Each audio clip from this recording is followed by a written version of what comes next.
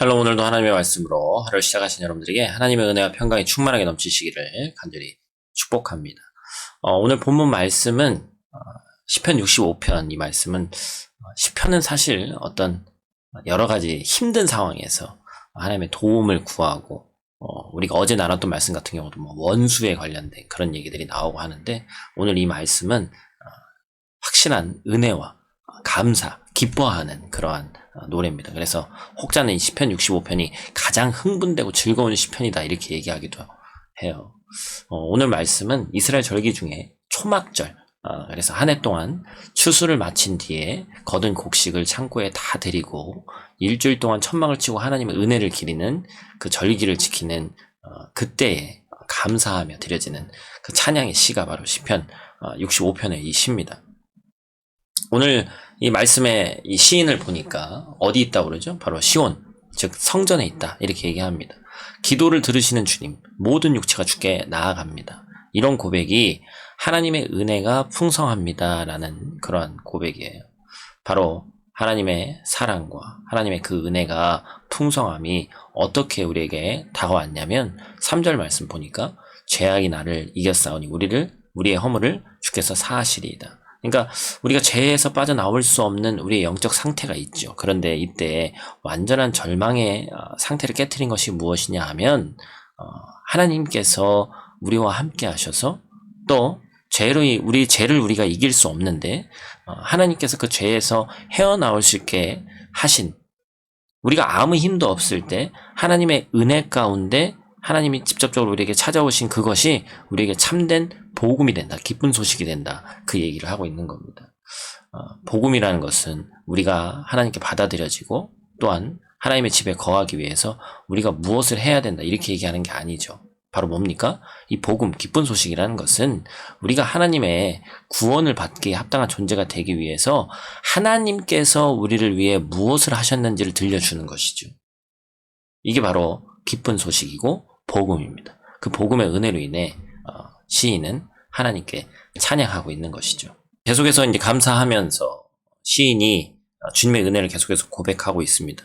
오늘 우리가 고백하고 우리가 기뻐할 수 있는 이유는 바로 하나님이 우리가 의지할 수 있는 분이 되신다라는 것이죠. 우리가 하나님을 의지할 수 있고 해야만 하는 이유는 그 하나님이 능력의 하나님이시기 때문이다. 우리는 스스로 자신이 마치 삶의 주인이 된 양 스스로의 힘을 길러서 그 힘을 통해 살기를 원합니다. 그리고 마치 그러한 인간의 능력이 화려한 어떤 기술의 발전과 함께 이것이 실제다 이렇게 여겨지는 것 같아요. 그러나 오늘날 어떻습니까? 우리 인간이라는 존재가 참 위대한 것 같았는데 불과 얼마 전만 해도 눈에 보이지 않는 그 바이러스 때문에 온 인류가 멈춰서는 것을 보게 됐잖아요. 사랑하는 형제자매 여러분, 오늘 우리의 이 어려운 상황이 우리에게 보여주고 외치는 것은 오늘 우리에게 있어서 가장 지혜로운 것이 하나님의 능력 앞에, 주권자 앞에 하나님을 온전히 의지하면서 하나님 말씀에 순종하는 삶을 사는 것이다 이렇게 얘기하고 있습니다. 그리고 마지막으로 시인은 주님은 우리를 위해 끊임없이 축복을 주시는 분이다 이렇게 고백합니다. 11절 말씀을 보니까 주의 은택으로 한 해를 관씌우시니, 무슨 얘기예요? 한 해에 대한 결실에 대해서 감사하고 우리가 먹고 살 수 있도록 세상을 끊임없이 주관하시고 다스리는 하나님의 주권 아래에 우리가 있습니다 이렇게 얘기하는 것이죠. 요즘 날씨만 해도 그래요. 프라하는 계속해서 좀 추운데 이제 5월이 다 됐는데도 춥습니다. 예전에 뭐 인공적으로 비를 내리게 하는 기술을 개발했네, 뭘 했네, 그런 기사를 제가 본 적이 있는데 이 자연 앞에서 참 인간이라는 존재가 얼마나 연약합니까? 모든 것을 주관하시는 그 주권이 하나님에게 달려있는 것을 우리가 알 수 있죠. 오늘 우리 안에 하나님이 주시는 참된 그 기쁜 소식, 복음으로 우리의 기쁨이 회복되기를 원합니다. 그래서 다시 한번 우리 안에 이 고백, 모든 것이 주님의 은혜입니다 라는 그런 감사의 고백이 있기를 바라요. 우리에게 구원을 주시고 또한 우리가 의지할 유일한 분, 그 하나님께서 우리에게 늘 항상 축복하시고 돌보시는 하나님이시다라는 확실한 고백이 우리 가운데 넘치기를 간절히 축복합니다.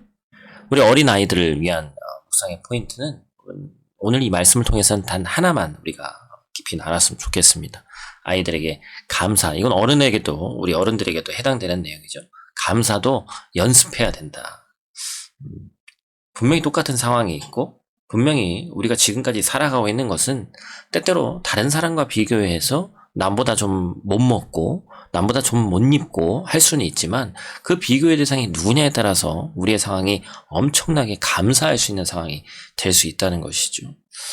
오늘을 살아가고 있는 우리가 지금 당장 비교해야 될 것은 불과 작년, 재작년 우리가 코로나 상황 가운데 아무것도 못할 때, 그러나 지금 우리의 상황은 어떠냐? 코로나 이후에도 경제적으로 힘들고 어려운 것도 많이 있지만 그럼에도 불구하고 모일 수 있고 무엇인가를 할 수 있는 지금 이 상황 가운데 감사가 넘친다. 우리 어린 아이들에게도 감사라는 것이 그냥 되는 것이 아니라 너희들이 가지고 있는 것에 대해서 또 하나님이 주신 그 모든 것에 대해서 감사를 연습할 때 감사가 진짜 감사가 된다라는 사실을 꼭 말해주시기를 부탁을 드립니다. 그래서 감사가 넘치는 또 오늘 하루 되시기를 간절히 축복합니다. 기도하겠습니다.